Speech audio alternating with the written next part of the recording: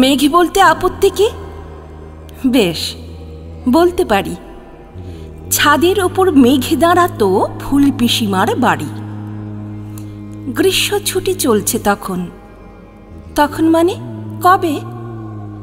আমার যদি 14, মেঘের 16-17 হবে। ছাদ থেকে হাতছানি দিত, ক্যারাম খেলবি? আয়। সারা দুপুর কাহাতক আর ক্যারাম খেলা যায়। সেই জন্যই জোচ্চুরি হয়। হ্যাঁ, জোচ্চুরি হতো। আমার যদি 14, মেঘের 15-16 মতো। ঘুরিয়ে দিতে জানতো খেলা, শক্ত ঘুঁটি পেলে। জায়গা মতো সরিয়ে নিত আঙুল দিয়ে ঠেলে। শুধু আঙুল, বোর্ডের ওপর লম্বা ফ্রকের ঝুল ঝপাং ফেলে ঘটিয়ে দিত ঘুঁটির দিকফুল।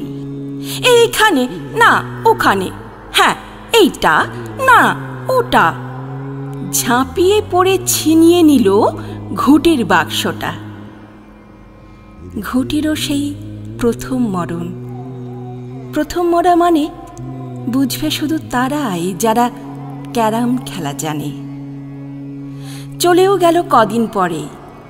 মেঘ যেমন যায়, কাঠফাটা রোদ দাঁড়িয়ে পড়ল মেঘের জায়গায়। খেলা শেখাও, খেলা শেখাও। হা পিত্তেশ কাক। কলসিতে ঠোঁট ডুবিয়েছিল, জল তো পুড়ে খাক। খাক হওয়া সেই কলসি আবার পরের বছর জলে ভরল কেমন তোমায়? থামো, ওসব কি কেউ বলে?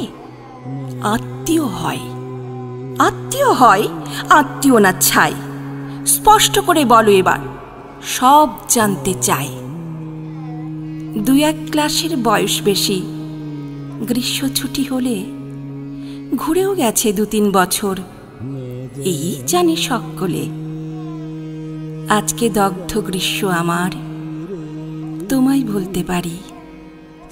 মেঘে দেখতাম ছাদের ঘরে ফুল পিসিমার বাড়ি। মেঘে দেখতাম ছাদের ঘরে ফুল পিসিমার বাড়ি।